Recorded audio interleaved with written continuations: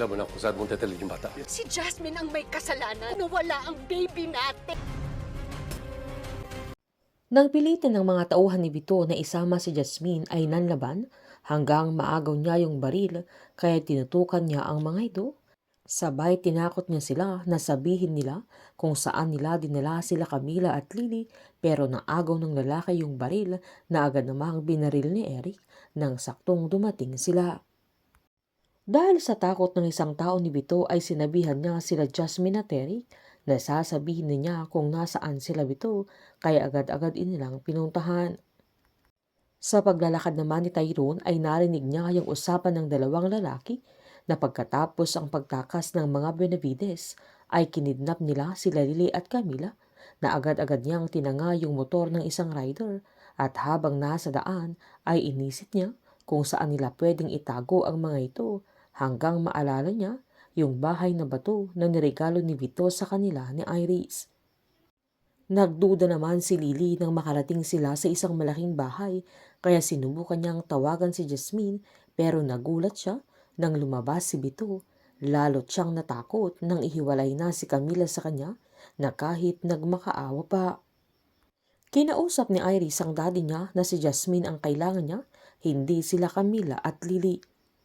Pinaliwanag naman ni Vito na hindi pa nila alam kung anong nangyari sa dalawang tauhan nila na kumuha kay Jasmine na baka nakatakas na naman ito at pwedeng alam na niya yung bahay na yun at lugar na yun kaya hindi na sila safe doon.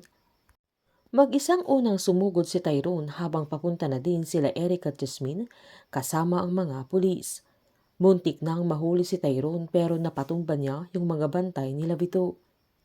Habang binili ni Eric si Jasmine na manatili siya sa police car habang sumusugod sila at papasukin nila yung bahay. Nang nagbabarilan na ay tumakas si Jasmine at dumaan ito sa likod.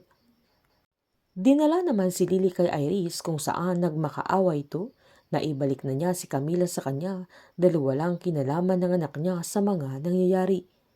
Sinumbat ni Iris na may kinalaman ng bata dahil anak siya ni Jasmine, sabay sinabihan niya si Lily na isang traidor dahil mas pinili pa niya si Jasmine kesa sa kanya na kaibigan niya. Nagpasalamat naman si Lily sa mga ginawa niya para sa kanya at sa pamilya niya, lalo na yung pagmamalasakit at pagmamahal niya kay Camila at naniniwala siya na andoon pa din yung Iris na kilala niya na tinuring niyang totoong kapatid at higit sa lahat yung tumayong pangalawang magulang ni Camila. Sinumbat na Iris na pangalawa na naman na pangalawa na siya kay Tyrone ay pangalawa na naman siya kay Camila at maaaring pangatlo na dahil alam na ni Camila na si Jasmine ang totoong mami niya at okay na din silang mag-ina.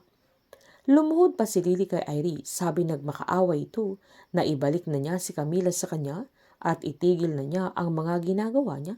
Pero nanindigan si Iris na hindi niya yun gagawin dahil kailangan muna niyang makuha si Jasmine. Nang marinig na Iris yung putukan sa may labas ay lalabas na sana ito pero nakiusap si Lily kaya agad siyang tinutukan ng baril. Sabay inutusan niya yung mga bantay nila na tignan nila kung anong nangyayari at puntahan nila ang daddy niya. Sa paghahanap ni Jasmine ay natuntun niya yung kwarto kung nasaan sila Iris at Lily pero wala doon si Camila. Agad siyang tinutukan ni Iris ng baril, sabay sinabihan niyang iisang bala ang tatama sa kanila ni Lily. Matatakasan nila Lily at Jasmine sa Iris pero sa paghahabol nila kay Camila ay saktong aalis na sana ang magdadala sa bata sa pagtataguan nang marinig ni Vito na may mga bumababa sa hagdan kaya agad niyang kinuha yung baril ng isang tauhan niya at ang alam niya ay si Jasmine ang paparating pero wala siyang kaalam-alam na si Lily ang unang pababa sa hagdan, sumunod sa kanya si Jasmine kaya si Lily ang nabaril ni Vito. Tuluyan na kayang mamamaalam si Lily at buhay niya ang kapalit sa pagsagip sa buhay ni Camila. Painit ng painit ang mga tagpo, sabay-sabay po nating subaybayan ang huling 4 na gabi ng Lavender Fields dito lamang po sa aking channel. Patuloy lamang po manood at mag-subscribe para ma-update po kayo sa mga susunod na episode. Marami pong salamat.